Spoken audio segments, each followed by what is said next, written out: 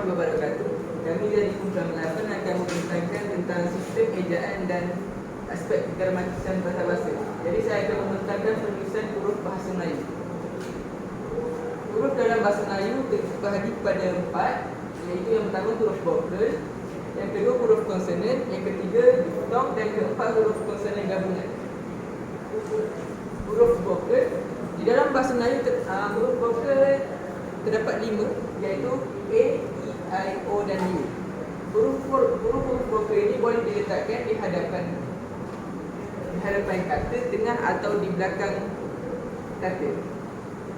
Huruf vokal ada 5 huruf tetapi mempunyai 6 fonem, iaitu A, dan kedua E, E pepet, E pepet, dan ketiga italic, kemudian I, O dan U.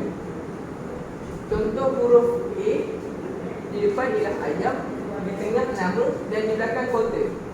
Untuk E pepet, contohnya ialah di depan emas, di tengah seni dan di belakang autism. Yang ketiga, italic, contoh di depan apple, di tengah sepak dan di belakang tauge. Untuk huruf I pula, di depan ialah ikan, di tengah kipas dan di belakang kaki. Huruf O di depan otak, di tengah tolak, di belakang pidato. Dan yang terakhir huruf U, ya contohnya di depan hidang, di tengah kupang dan di belakang kuku. Yang seterusnya ialah huruf konsonan. Huruf konsonan terdiri daripada huruf selain huruf vokal. Dalam sistem ejaan bahasa Melayu terdapat 21 huruf konsonan, iaitu B, C, D, F, G, H, J, K, L, M, N, P, Q, R, S, T, U, W, S, Y, Z. Contoh bagi huruf B ialah di awal perkataan ialah bahasa, tengah perkataan sabit, akhir perkataan adab. Bagi huruf C, awal perkataan cawan, tengah perkataan kacau dan akhir perkataan mas. Huruf D pula, awal perkataan ialah dadu, tengah perkataan maju dan akhir perkataan abad. Bagi huruf F, awal perkataan ialah feri, tengah perkataan hafal dan akhir perkataan maaf. Huruf G, gula, tiga dan beg. Huruf H, hari, lihat, bawa. Huruf J, jalan, hujan, kulit. Huruf K, kawan, makan, anak. Huruf L, lapar, malas, ikan. Huruf M, makan, kami, salam. Huruf N, nama, anak, teman. Huruf T, pasir, apa, siap. Huruf Q, Quran, rumput buruk. Huruf R, usaha sarapan gambar. S, satu asli, malas. Huruf T, tikus, satu bulan. Huruf B, di awal perkataan dan di tengah perkataan unity dan di akhir perkataan jaga. Huruf W, awal perkataan wow, tengah perkataan bawa dan akhir perkataan jaga. Huruf X hanya ada di awal perkataan iaitu X-ray. Huruf Y, yang dan sayang. Huruf Z, lazat dan lafaz. Dan seterusnya diftong. Diftong adalah apabila terdapat dua vokal, iaitu A, E, I, O, U yang duduk bersebelahan dalam sesuatu perkataan dan disebut dengan satu suku kata atau satu bunyi. Terdapat 3 diftong dalam bahasa Melayu, iaitu AU, AI dan OI. Contoh bagi AU ialah aura, pulau dan saudara. Contoh bagi AI pula tupai, petai, pandai. Dan contoh untuk OI ialah amboi dan kalah.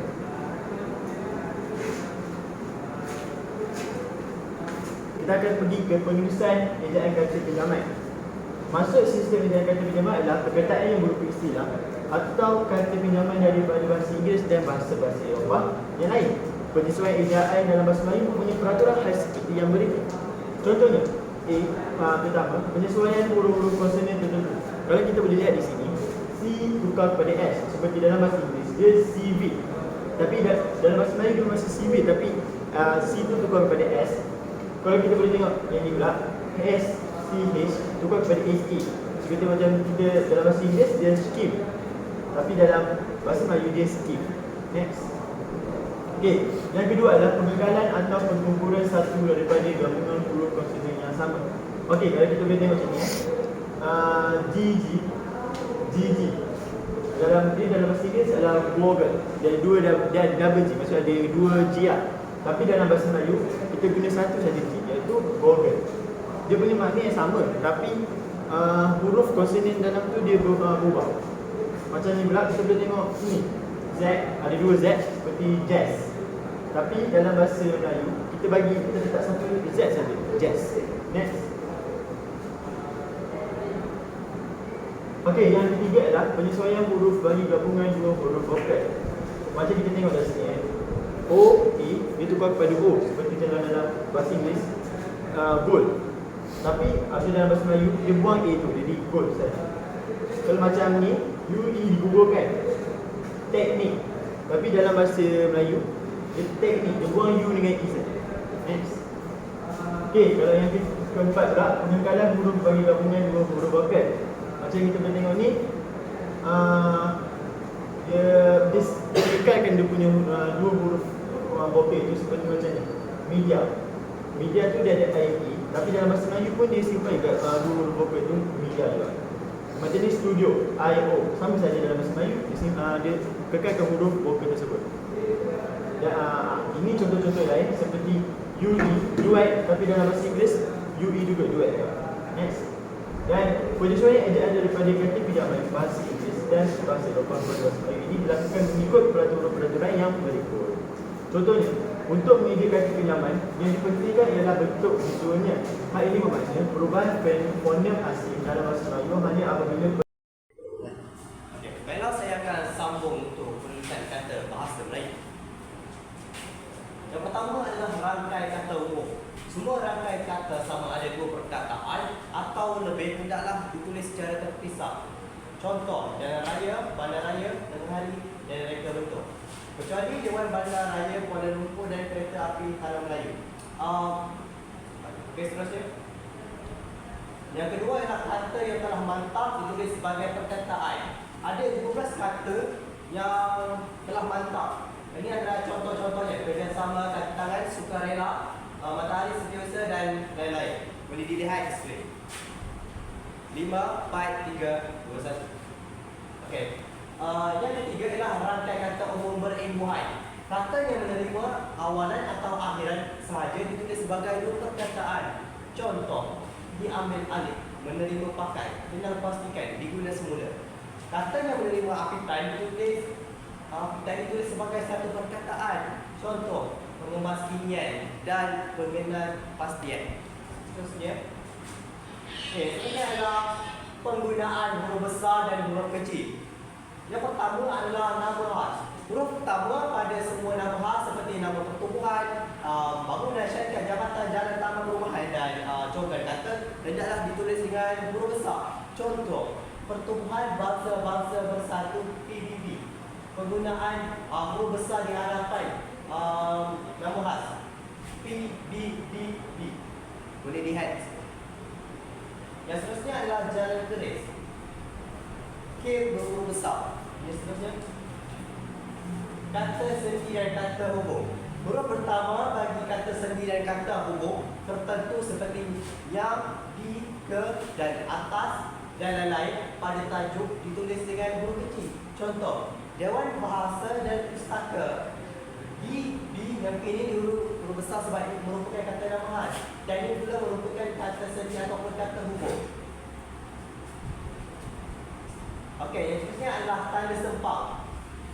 Yang pertama adalah untuk menulis kata ganda. Contoh kata ganda: surat, tiba-tiba, kedua dan tulis-menulis. Yang kedua, tanda sempang digunakan dibentuk terikat dan diikuti oleh nama yang dimulai dengan huruf besar. Contoh, Pro Bosnia, ataupun kita boleh ambil contoh lain iaitu anti sempang Israel. I itu perlu di huruf besar. Seterusnya. Baik, untuk merangkai huruf dengan angka dan angka dengan akhiran. Contoh, ke sempang 2. Dan yang kedua, tahun sempang 90-an. Ini adalah kegunaan untuk tanda sempang. Yang seterusnya untuk menyambung suku kata yang terpisah kerana perpisahan. Contoh, kita tulis buat ayat. Ali bermain bola pada waktu petang. Dia tak cukup untuk menghabiskan ayat, jadi dia boleh guna sepak sebagai masuk untuk menambah suku kata ni. Yang seterusnya. Okey, baiklah. Ejaan nama tempat ataupun nama khas. Pada asasnya, ejaan nama tempat dan negeri ditulis menurut arahan yang telah ditetapkan kerajaan negeri masing-masing. Contoh, yang pertama, nama tempat dalam Malaysia yang dibentuk sebelum tahun 1972 dikekalkan dengan ejaan lama. Contoh nama yang dibentuk sebelum 1972 ialah Ceras, Aigero, Kelang dan Kampung Cepo. Dia bukan U tapi O di sini. Okey. Yang kedua pula, bagi nama tempat dalam Malaysia dibentuk selepas tahun 1972 digalakkan menggunakan ejaan yang baru. Selepas 1972, kita perlu digalakkan untuk mengubah perkataan yang baru. Contohnya, Teluk Intan, Kampung Baru. Kalau kampung ni ejaannya lama, KAMPONG. Itu adalah untuk ejaan yang lama. Tapi untuk sebabkan kerajaan selepas 1972 dia digalakkan untuk pertukaran ejaan. Nama tempat yang sudah biasa dieja dengan cara Melayu dikekalkan. Contoh, Perancis, Kanada, Jepun dan juga Mesir. Seterusnya, nama tempat di luar negeri yang dieja dengan cara antarabangsa. Contohnya, England, Cuba, New York, Bosnia, Herzegovina. Okey, penggunaan di dan ke. Sebagai kata sendi di digunakan di hadapan kata nama atau frasa nama bagi menunjukkan tempat atau arah. Yang kedua, penggunaan di dan ke sebagai imbuhan. Di dan ke berfungsi pengecualian untuk kata tugas seperti berikut: adapun, andapun ataupun biarpun. Dan contoh-contoh di sini di skrin. 5, 4, 3, 2, 1.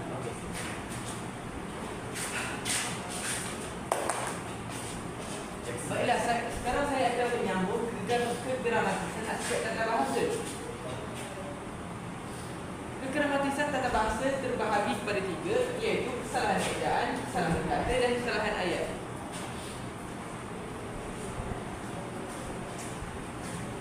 Saya sendirilah. Tak apa, boleh dekat. Cakap. Baiklah, kesalahan ejaan. Kesalahan ejaan ialah kesilapan atau penyimpanan yang berlaku dalam bentuk huruf, tanda baca dan pengejaan kata. Terdapat 7 kesalahan ejaan, iaitu kesalahan huruf, kesalahan tanda sempang, kesalahan penjarakan, kesalahan pola kesalahan vokal, kesalahan kelainan vokal, kesalahan konsonan dan kesalahan bahasa pinjaman.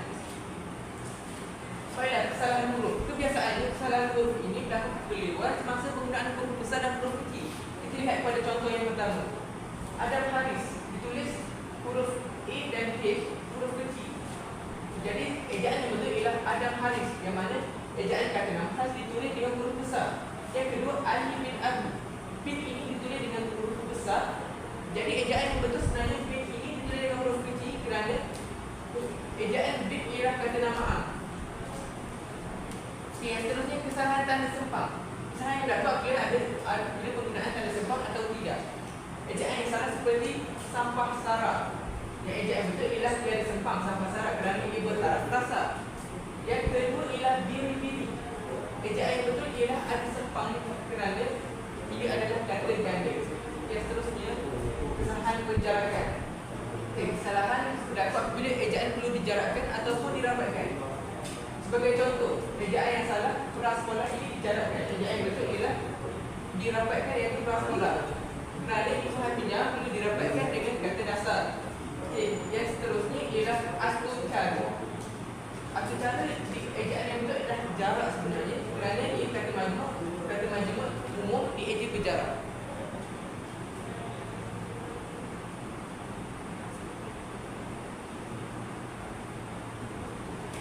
Kesalahan kelainan konsonan. Ejaan beda. Jadi ejaan yang betulnya ialah beza kerana konsonan yang betul ialah Z bukan D. Yang seterusnya ialah lembab. Ejaan yang betul ialah menggunakan huruf P kerana konsonan yang betul ialah P bukan B.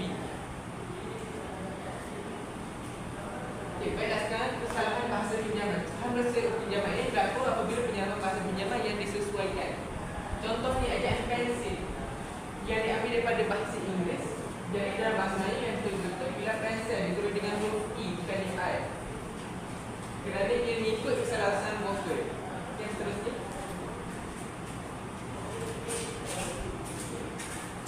Baiklah, saya akan sambung untuk kesalahan kata.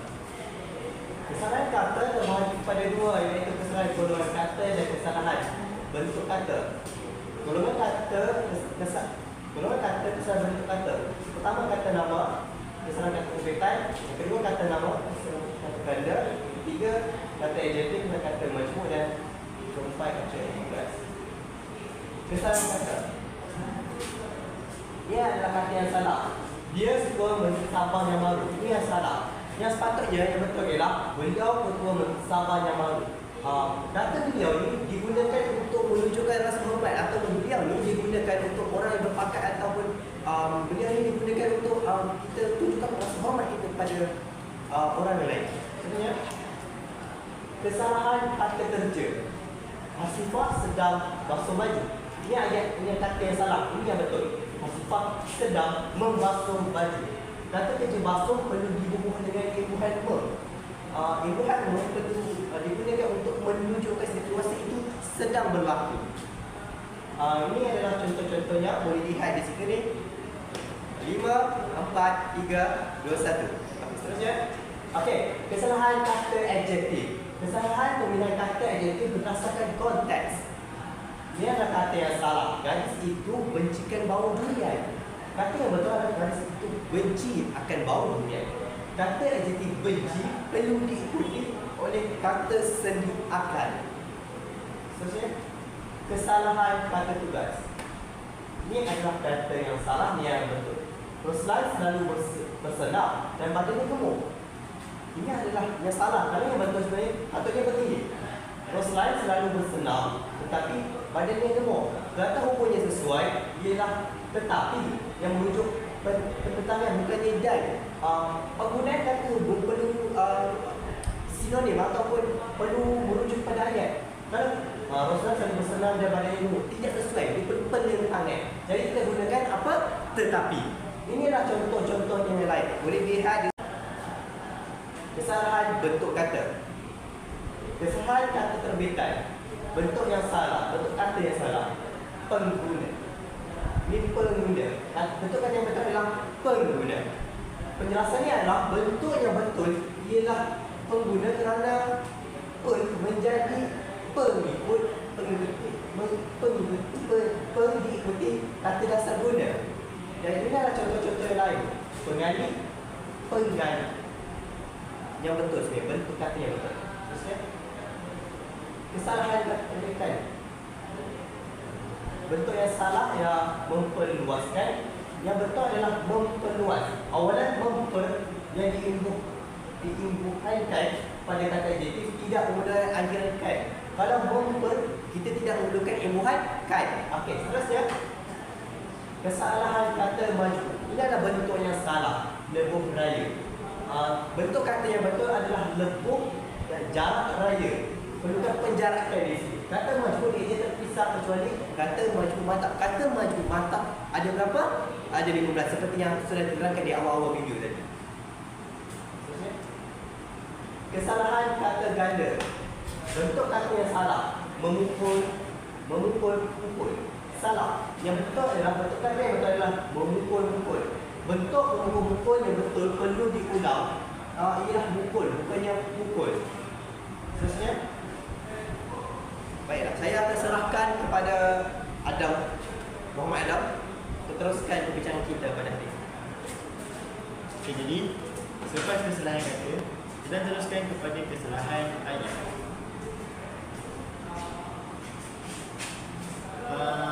Kesalahan ayat terbagi kepada dua bahagian, iaitu kesalahan frasa dan kesalahan struktur.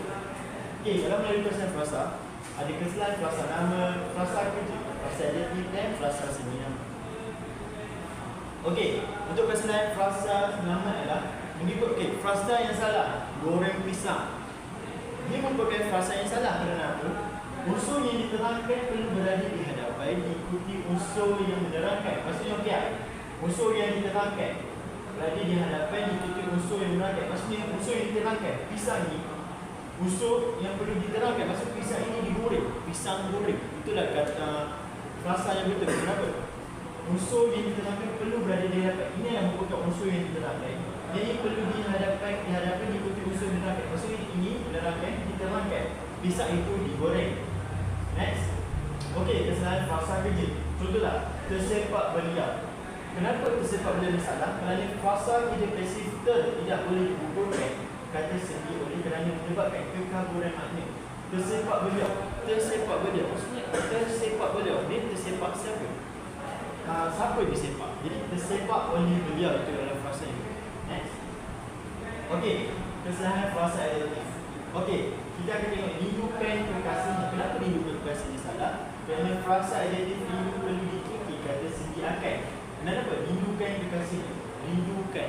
Patutnya rindu ni dia perlu diikuti kata sediakan. Contoh, rindu akan kekasihnya. Next. Okey, kesalahan frasa senama. Contohlah, okey, dengan antara Adam dan Alinan. Kenapa salah? Kerana pasangan frasa senama antara perlu disusuli dengan. Maksudnya antara Adam dengan Alinan. Adam ni macam ni, dengan laju. Kenapa dengan laju salah? Kerana frasa sedia haruslah betulkan kata sendi diikuti kata nama. Kerana laju ialah kata adjektif perlu diletakkan kata benda untuk menjadikan kata adjektif kepada kata nama. Maksud dengan laju ni, dengan laju ni tu pula ada sebab kita nak tahu dengan laju tu adalah kata adjektif. Next. Okey, keseluruhan kesalahan susunan ayat. Kalau kita tengok ni, bola itu dia menimpa. Kenapa salah? Dalam susunan ayat perlu yang jelas, iaitu keseluruhan predikat diikuti subjek. Bola itu dia menimpa. Bola itu dia menimpa. Salah dalam susunan ayat tu. Maksudnya dia tu subjek, dia menimpa. Itu menimpa adalah kata kerja. Bola adalah objek. Dia menimpa bola itu. Okay, next. Okey, kesalahan klausa. Setiap hari selalu. Kenapa dia salah? Sebab klausa ini perlu diletakkan subjek, iaitu I main, bagi meletakkan air. Okey, faham? Setiap hari Isnin selalu bergerak. Siapa yang pergi ke gerak itu pada setiap hari Isnin? Kalau diletakkan satu subjek, iaitu I main. Ayat yang betul adalah setiap hari Isnin I main selalu berdiri. Selalu berdiri. Atau kita tengok contoh yang seterusnya. Buru-buru berebut. Kenapa dia salah? Kerana klausa ini tidak lengkap. Kerana frasa kerja tak transitif perlu lengkap mengelakkan ayat tergantung. Maksudnya ayat nampak ni tergantung. Buru-buru dia berebut apa? Jadi kalau kita nak bagi lagi sedap, buru-buru berebut tempat duduk. Okey, next. Kesalahan ragam ayat. Okey, kalau kita tengok contoh pertama, kucing itu kena diracun. Kenapa dia salah? Kerana ayat pasif kena tidak perlu diikuti kata pasif di. Maksudnya kena tu dia tak perlu ada kata pasif di. Ayat yang betul adalah kesalahan frasa adjektif. Okey, kita akan tengok rindukan kekasihnya. Kenapa rindukan kekasihnya salah? Kerana frasa adjektif rindu perlu diikuti kata sediakan. Kenapa? Rindukan kekasihnya. Rindukan. Patutnya rindu ni dia perlu diikuti kata sediakan. Contoh, rindu akan kekasihnya. Next. Okey, kesalahan frasa senama. Contohlah, okey, dengan antara Adam dan Alinan.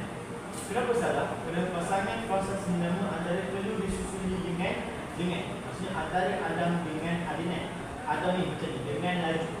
Kenapa dengan laju salah? Kerana frasa sedia haruslah betulkan kata sendi diikuti kata nama. Kerana laju ialah kata adjektif perlu diletakkan kata benda untuk menjadikan kata adjektif kepada kata nama. Maksud dengan lajunya.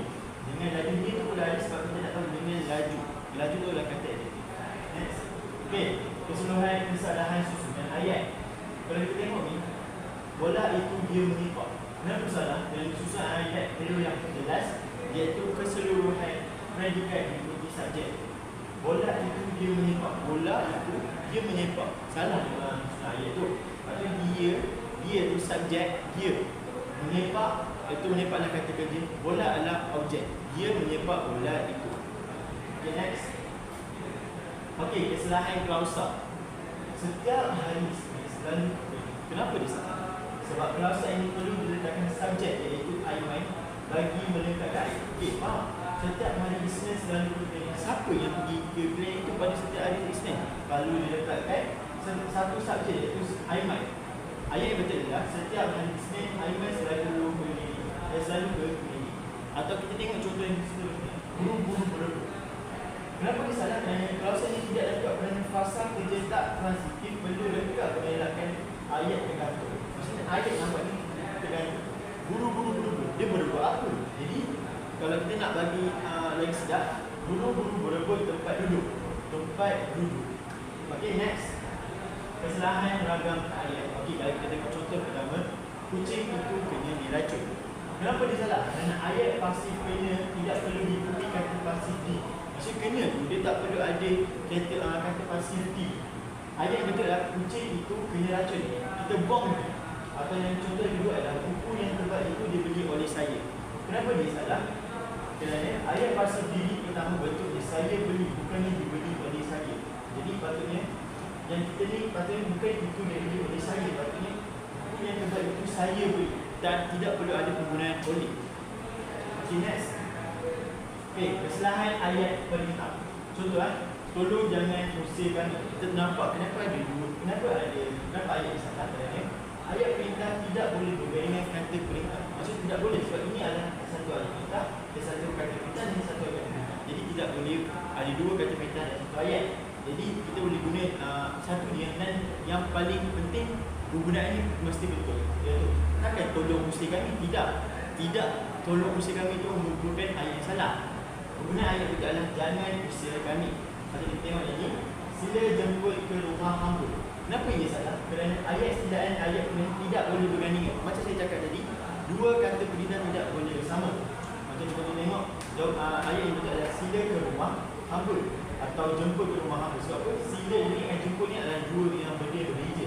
Jadi kita boleh buat dua ayat daripada satu ayat yang salah ini adalah sila ke rumah hamba atau jemput ke rumah hamba. Next. Okey, kesalahan ayat tanya. Okey, kalau kita tengok ni, bagaimanakah keadaan bapa kamu? Kenapa ayat ini salah?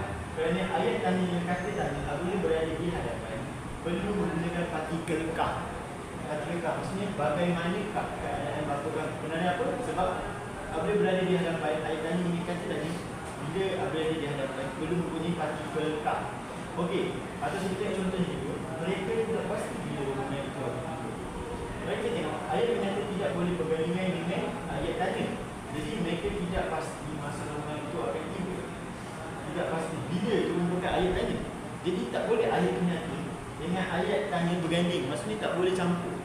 Jadi dia perlu mereka tidak pasti buang bila masa rombongan itu akan tiba. Next. Okey, kesalahan ayat berikutnya. Mereka harus rajin agar supaya lulus dengan senang. Okey, dalam satu ayat ni kita boleh buat dua ayat. Dan kita nak tahu kenapa ayat ini salah. Kerana ayat majmuk tidak menggunakan kata huruf dengan kerana menyebabkan kelewahan. Perlu digunakan satu kata huruf saja. Macam contohnya, mereka harus rajin agar lulus dengan cemerlang, atau mereka harus rajin supaya lulus dengan cemerlang. Atau contoh yang kedua adalah Laila merajuk Siti ke dalam bilik untuk menangis. Kenapa ayat salah? Kerana gabungan ayat perlulah menggunakan kata huruf yang sesuai dan tepat. Maksudnya Laila merajuk lalu ke dalam bilik untuk menangis. Next. Okay, sekian daripada kumpulan 8. Terima kasih atas pendengaran dan perhatian. Harap maklum. Assalamualaikum.